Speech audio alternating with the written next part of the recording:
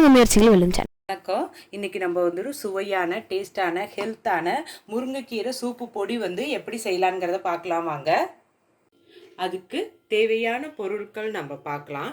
முருங்கைக்கீரை வந்து ஒரு கட்டு எடுத்துக்கோங்க. எடுத்து ஒரு 2 நாள் வந்து இதை வந்து நிழல் காய்ச்சலாக காய்ச்சி உருவிட்டு நல்லா நிழல் காய்ச்சலாக காய்ச்சிங்கன்னா இந்த மாதிரி நல்ல மொறு மொறுன்னு இந்த பாருங்க சத்தம் கேட்குது பாருங்க, இந்த மாதிரி நல்லா காஞ்சிரும். நீங்கள் வந்து அதை எடுத்துக்கோங்க. இப்போ வந்து பாசி பயிறு வந்து ஒரு 100 கிராம் எடுத்துக்கோங்க. இது வந்து இப்போ இந்த பாசிப்பயிர்லேயே உடச்ச பருப்பு இருக்குது பாருங்கள், அது வந்து ஒரு 50 கிராம் எடுத்துக்கோங்க. கருப்பு உளுந்து வந்து ஒரு 50 கிராம் எடுத்துக்கோங்க. மிளகு வந்து ஒரு டேபிள் ஸ்பூன் எடுத்துக்கோங்க. ஜீரகம் வந்து ஒரு அரை ஸ்பூன் எடுத்துக்கோங்க. பூண்டு பல் வந்து ஒரு 8 பல் எடுத்துக்கோங்க. இது சுக்கு வந்து சின்ன சைஸ் சுக்கு வந்து நீங்கள் எடுத்துக்கோங்க. மஞ்சத்தூள் வந்து ஒரு ஸ்பூன் எடுத்துக்கோங்க. பெருங்காயம் வந்து ஒரு 4-5 எடுத்துக்கோங்க. உப்பு வந்து தேவையான அளவு வந்து எடுத்துக்கோங்க. இப்போ வந்து முருங்கைக்கீரை சூப்பு பொடி வந்து எப்படி செய்யலாங்கிறத பார்க்கலாம் வாங்க.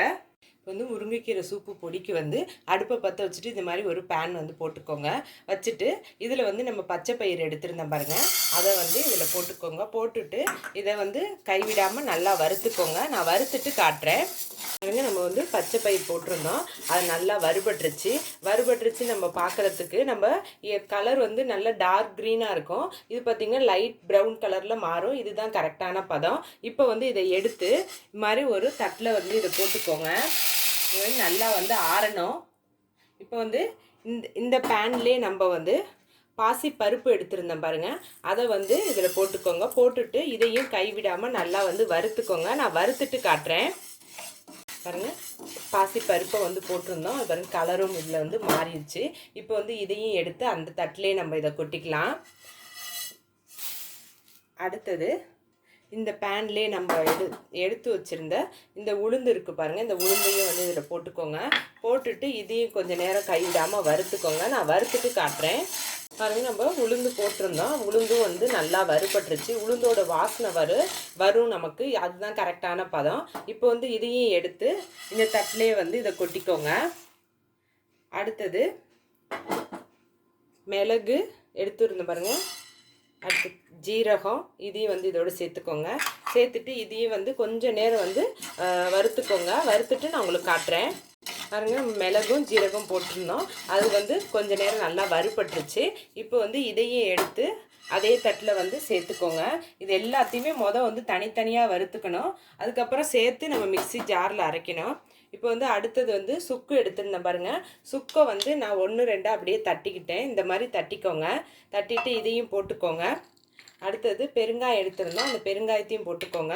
போட்டுட்டு இதையும் கொஞ்சம் நேரம் வந்து வறுத்துக்கோங்க. நான் வறுத்துட்டு காட்டுறேன் பாருங்கள். நம்ம பெருங்காயமும் சுக்கும் போட்டிருந்தோம், அது நல்லா வறுபட்டுருச்சு. இந்த பாருங்கள், பெருங்காயம் வந்து இந்த மாதிரி நல்லா உப்பெல்லாம் வந்து நல்லா உப்பி வரும். இதுதான் கரெக்டான பதம். இப்போ இதையும் எடுத்து இந்த தட்டிலே வந்து இதை சேர்த்துக்கோங்க. அது இந்த பேன்லேயே வந்து பூண்டு நம்ம உரித்து வச்சுருக்கேன், தோல்லாம் எடுத்துட்டேன்.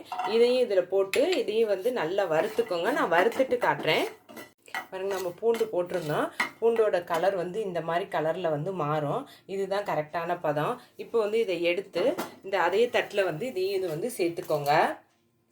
சேர்த்துட்டு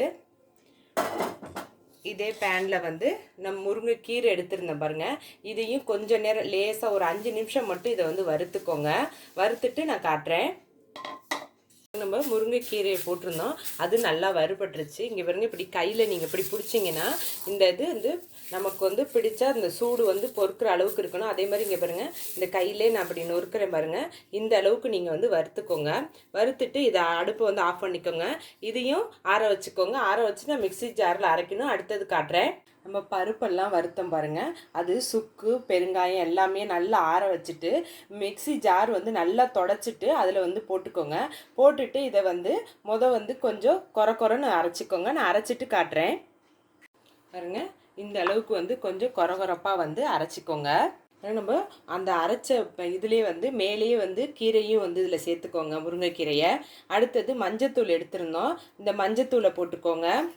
உப்பு எடுத்துருந்தேன் பாருங்கள், இந்த உப்பையும் இதோட சேர்த்துக்கோங்க. சேர்த்துட்டு இதையும் வந்து அரைச்சிக்கோங்க. நான் அரைச்சிட்டு காட்டுறேன் பாருங்க. நம்ம முருங்கைக்கீரையும் போட்டிருந்தேன், அதையும் போட்டு இந்த அளவுக்கு வந்து அரைச்சிக்கிட்டேன். நான் வந்து முருங்கைக்கீரை சூப்பு பொடி வந்து நம்ம இது பண்ணி செஞ்சு வச்சுருந்தோம் பாருங்கள். அதை வந்து நம்ம இப்போ அடுப்பை பற்ற வச்சுட்டு இந்த மாதிரி ஒரு பேன் விட்டுக்கோங்க. போட்டு இதில் 3 டம்ளர் தண்ணி வந்து ஊற்றிட்டேன். இது வந்து 4வது டம்ளர் தண்ணி ஊற்றுறேன். உங்களுக்கு எவ்வளோ தேவையோ அந்த அளவுக்கு வந்து தண்ணியை வந்து ஊற்றிக்கோங்க. ஊற்றிட்டு இருங்க, இதில் வந்து வெங்காயம், பெரிய வெங்காயம் 1 மீடியம் சைஸ் பெரிய வெங்காயம் வந்து எடுத்து அரிஞ்சிக்கிட்டேன். தக்காளியும் அரிஞ்சிக்கிட்டேன். தக்காளி வந்து ஒரு 2 தக்காளி அரிஞ்சிக்கோங்க. அரிஞ்சிட்டு இதை வந்து இதில் தண்ணியில் போட்டுக்கோங்க. போட்டுட்டு நம்ம இன்ஸ்டண்ட்டாக முருங்கைக்கீரை சூப்பு பொடி தயாரித்தோம் பாருங்கள். அதை வந்து என்ன பண்ணுங்கள், இதிலேருந்து இந்த ஸ்பூன்லேருந்து ஒரு 2 ஸ்பூன் மட்டும் இதில் வந்து எடுத்து போட்டுக்கோங்க. போட்டுட்டு இது நல்லா கொதிக்க விடு பாருங்க. நம்ம பொடியெல்லாம் போட்டு தண்ணியில் வந்து இந்த அளவுக்கு நீங்கள் வந்து கொதிக்க வச்சுக்கோங்க. கொதிக்க வச்சுட்டு இந்த அடுப்பை வந்து ஆஃப் பண்ணிக்கோங்க. ஆஃப் பண்ணிவிட்டு ஏதாச்சும் உங்களுக்கு பவுலில் வந்து இதை வந்து ஊற்றிக்கோங்க. இது வந்து அவ்வளோ டேஸ்ட்டாகவும் இருக்கும், நம்ம உடம்புக்கும் வந்து அவ்வளோ நல்லது. இது பிள்ளைங்களுக்கு வந்து இப்போ இந்த ஸ்கூல் டைமில் வந்து முருங்கைக்கீரையெல்லாம் சாப்பிடாத பிள்ளைங்களுக்கு இந்த மாதிரி பொடியாக நீங்கள் செஞ்சு இது சூப்பு மாதிரி நீங்கள் வச்சு கொடுத்தீங்கன்னா அவ்வளோ உடம்புக்கும் நல்லது. இந்த வீடியோவை பாருங்கள். இந்த வீடியோ உங்களுக்கு பிடிச்சிருந்துச்சுன்னா லைக் பண்ணுங்கள், ஷேர் பண்ணுங்கள். உங்கள் முயற்சிகள் வெல்லும் சேனலுக்கு சப்ஸ்கிரைப் பண்ணுங்கள். நன்றி.